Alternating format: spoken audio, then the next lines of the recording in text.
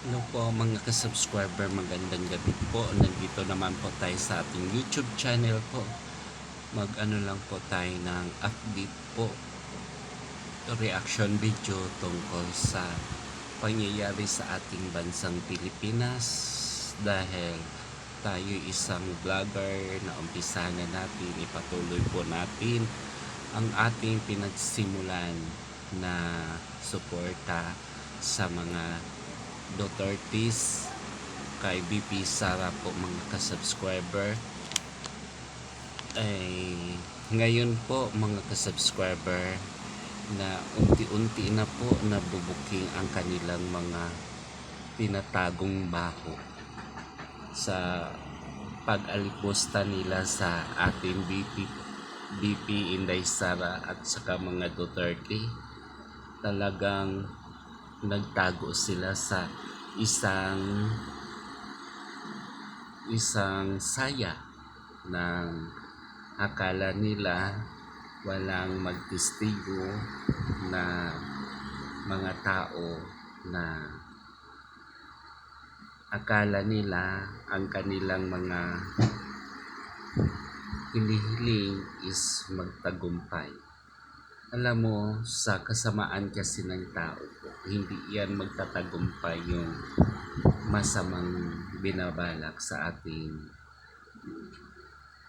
presidente, sa ating vice presidente po, na kung ang iniisip nyo is mali, talagang itatama po ito. Kaya nga nabubunyag na ngayon na si Rini, nagpapasalamat po tayo. Hindi basta-basta po ang kanyang mga binibitawan na salita po tungkol sa ating mga senador na si Ontiveros na may utak ng lahat. Pero hindi lang sa Ontiveros diyan ang may ano po. Talagang may ano yan po sa likod ni Ontiveros na utusan na talagang hindi po yan kayang magbitaw ng ganyang pera ng 1 million ibibigay mo lang sa witness para sisiraan yung mga Duterte at sa yung Pastor Kibuloy. Alam niyo po mga subscribe, yun ang sinasabi ni Inday Sara, ang gaba hindi magsaba. Kasi po yung sa kanila kasi pinupukol kasi ang mga Duterte kasi balakid kasi sa kanila sa pagtakbo ng 2028. Iniisip na nila po yung ganyang 28 sa eleksyon. Ang layo-layo pa noon, halos 3 years pa. Dapat mag-isip kayo paano patakbuhin ang Pilipinas at pagandahin, hindi puro mga politika lang iniisip niyo. Malayo pa po yun. 3 years pa, marami pa kayong magawa at gagawin pa. Mas lalo, lugmok na talaga ang Pilipinas. Yung pang sarili man lamang ang iniisip niyo, hindi yung sa ating bansang Pilipinas na nakakabuti at nakakaganda sa ating bansa. Kaya na nga po, yun na nga dapat maimbestigahan niya si Ontiveros kung bakit nagawa niya na tanim witness na puro kasinungalingan, walang katotohanan. Dapat na mapanagot po sila. Ayun po mga ka-subscriber. Lumalabas na talaga ang katotohanan. Hayaan po natin, hindi naman po tayo pababayaan ng Panginoon. Laging nakagabay po yan. Ang gusto nila mangyari, ma-impeach talaga ang Vice President. O paano naman ma-impeach po? Mali naman yung mga ano nila, yung mga hinahain sa ating ano.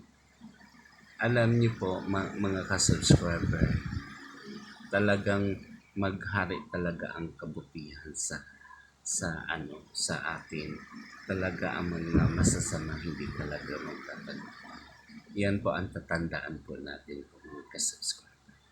bago kayo manood at magpatuloy sa aking video, mag-subscribe po muna kayo mga ka-subscriber para masaya po tayo.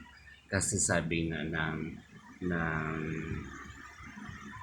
YouTube, marami daw nanonood pero wala naka-subscribe. Bago ang lahat, mag-subscribe kayo at para po madagdagan yung subscribe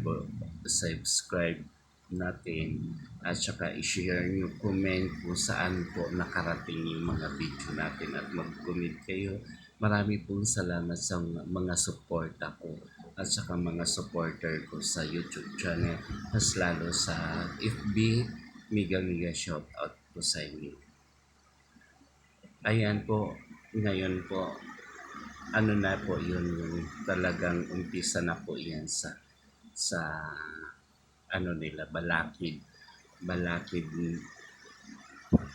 sa kanila po. Kaya talaga nakikita na ang katotohanan. Ayan po, sa darating ng panahon, mga buwan, makalabas na rin si Tatay Digong. Talagang sinasabi, kahit magtanim pa kayo ng mga ebidensya, na unti-unti iyan talaga is mabubunya. Ayan na. Yan na nga yung sinasabi ni Inday Sara, ang gaba hindi magsaka. Kasi isipin naman po ninyo, ang pinupukol po ninyo at sinisiraan yung marami pang nagmamahal na mga Pilipino, kahit sa ibang bansa minamahal po si Tatay Digong. Doon po sana kayo. Daw parang manginig sana kayo kung bakit si Tatay Digong pa at mga Duterte ang kinakalaban. Iba na lang sana po kasi masyadong si Tatay Digong is well known at saka kilala sa buong mundo. At saka hindi ko yan mamahalin ng mga Pilipino kung sarili lang po ang iniisip niya, ang sarili lang. At gugustuhin man niya noong presidente po siya, na kaya po niya at may makapangyarihan po siya noon kasi nung presidente. Kaso lang ang ang sumisira sa kanya, hindi niya pinakikialaman kung sa pinapabayaan po niya. Kasi yung kasi ang paninira is wala yan sa kanya. Ngayon, nabaliktad ang lahat. Siya ang nabaliktad. Masyado talaga mabait si Tatay Digong. Yun pa yung sinasabi nyo na gagawa siya ng magiging kasalanan at ayaw ninyo iparelease yung